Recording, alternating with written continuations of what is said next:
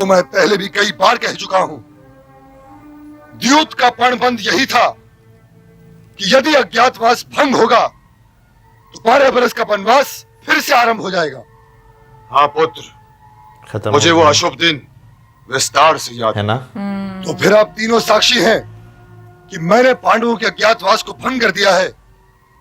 पितामह, आप हम दोनों के बड़े हैं, अपने रथ को आगे बढ़ाइए और जाकर अर्जुन का आदेश दीजिए कि वो अपने भाइयों के साथ 12 बरस के दूसरे वनवास को जाने की तैयारी करे।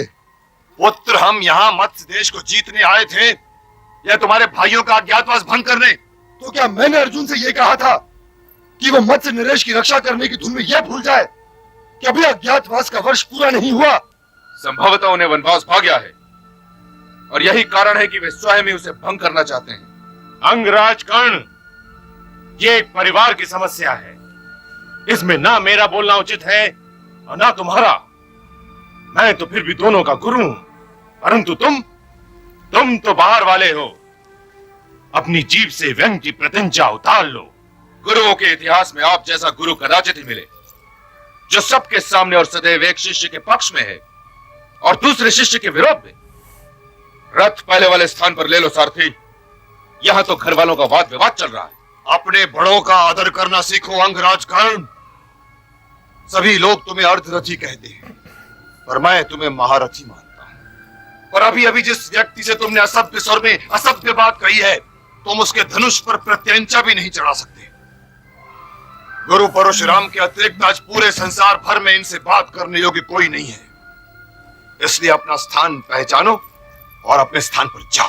पितामह, यदि आपके अतिरिक्त किसी और ने मेरे मित्र का ऐसा अपमान किया होता तो आप ही की सौगंध, आज उसका रथ रिक्त हो गया होता, वो अपने रथ पर ना होता और मैंने उसका शव काट कर धरती पर फेंक दिया होता।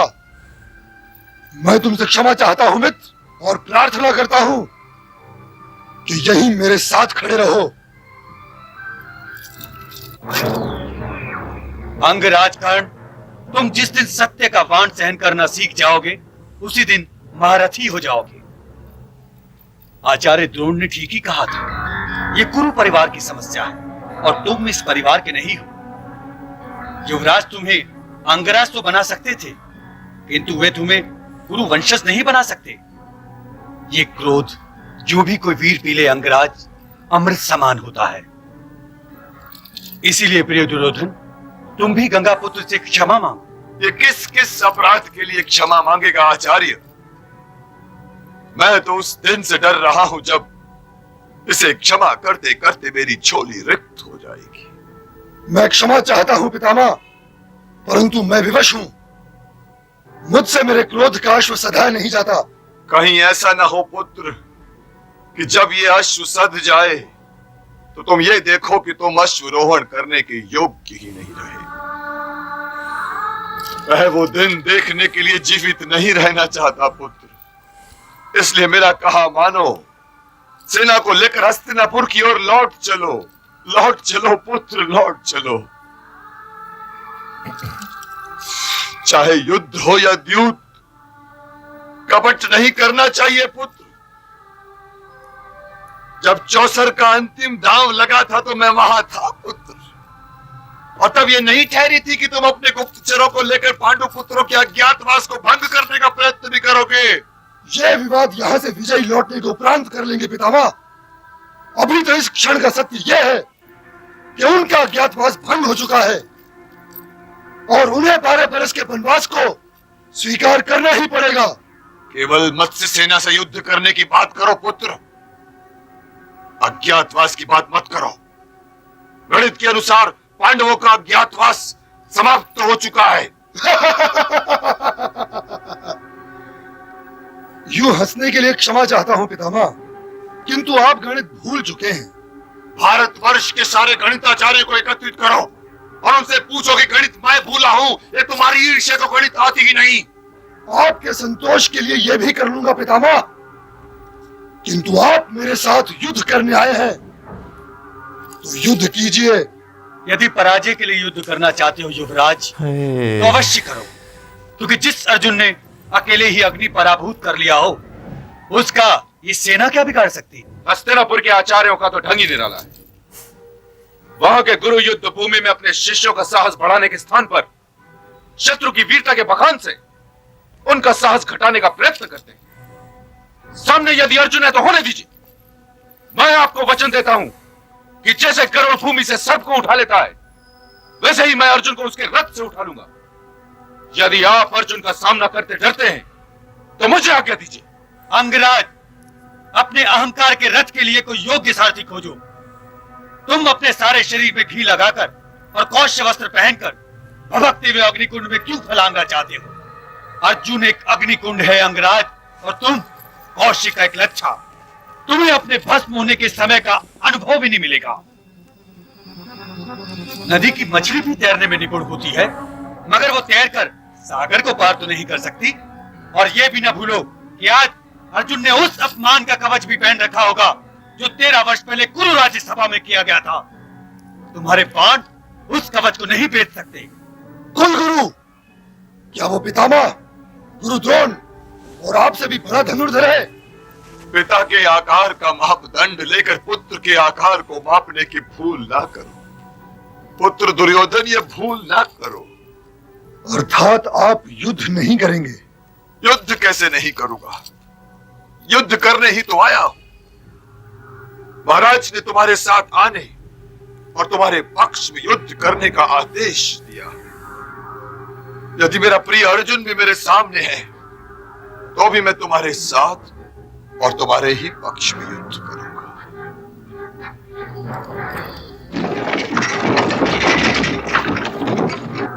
लो, अर्जुन का ध्वज आ गया है।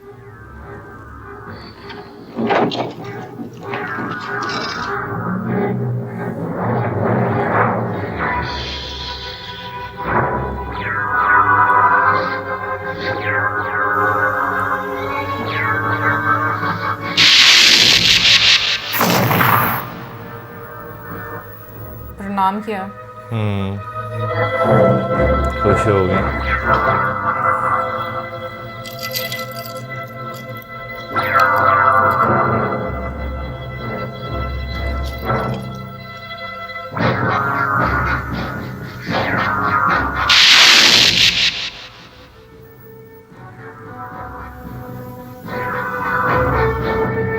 मैं इन बाणों को पहचान गया हूं आचार्य। भूमि में धसे इन 2 बाणों से अर्जुन ने आपके चरण स्पर्श किए, और वो जो 2 बाण आपके करणों को छूकर निकल गए हैं, उनसे अर्जुन ने आपको चुनौती दी है। मैंने कभी सोचा भी नहीं था कि 13 वर्ष के उपरांत जब अर्जुन से भेंट होगी तो इस तरह रणभूमि में होगी। सामने देखिए, अपने रथ में बैठा हुआ हूं, ऐसे लग रहा है जैसे घी का वस्त्र पहने हुए हवन कुंड की अग्नि लगती है। बाकी सबको नजर आ रहा है।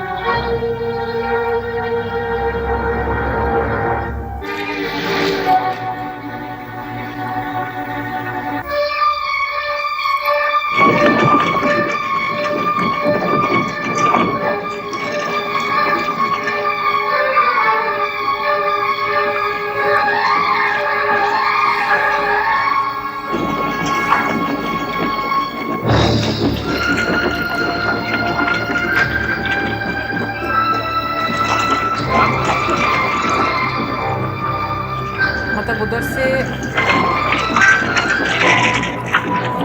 समझ नहीं आ रही, वो बैल की साइड से आ रहे हैं, है ना? युवराज, रथ को वहां जाके रोको जहां से कुरु सेना मेरे वाणों की सीध में हो ही, किंतु दुर्योधन सबसे अधिक निकट हो।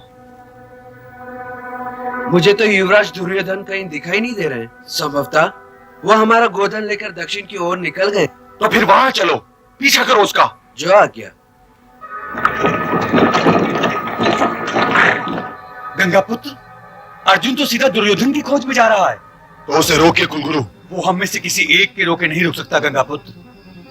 तीनों को रोकना पड़ेगा।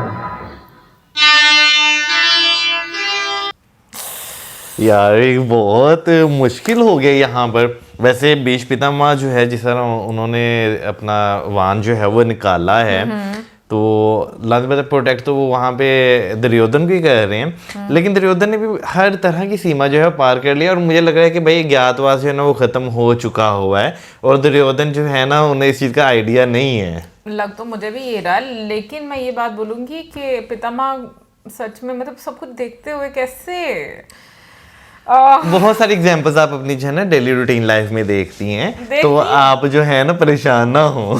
पितामह देखो, जो भीष्म पितामह है उनकी जो सोच समझ और जो उनका एक रुतबा है वो बहुत बड़ा है। बिल्कुल ठीक है ना। और तुम ये देखो, हम लोगों ने जितनी मर्तबा भी जो भी डिफरेंट किंगडम के लोग हैं उनके बारे में जिक्र सुना है, वो हमेशा ये बात बोलते हैं कि वो आम व्यक्ति नहीं है। ठीक है ना। तो उनमें और आम लोगों में बहुत फर्क है।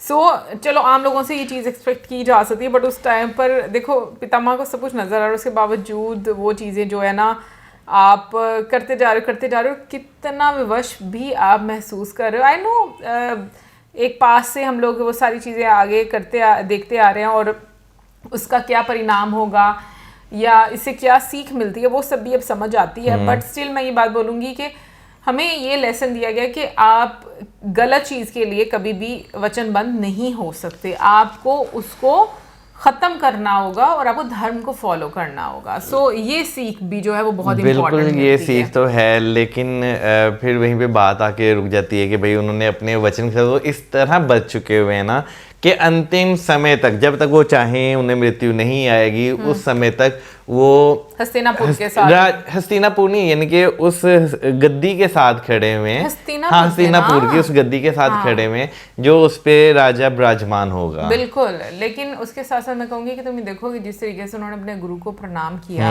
अर्जुन ने, और चुनौती भी दी। अच्छा, वैसे मुझे अर्जुन के 10 नामों का नहीं पता था, और उसमें से एक कृष्ण भी नाम है, मुझे ये भी नहीं पता था। और मैं कहूँगी फिर भी जिस तरीके से उन्होंने प्रणाम किया और फिर स्टार्ट किया, मतलब एक होता ना कि आपके अच्छे जो स्टूडेंट्स होते हैं। और मैं कहूँगी कि कर्ण का मुझे यहाँ पर ये गलत लगता है कि वो अर्जुन की तारीफ सुन ही नहीं पाते।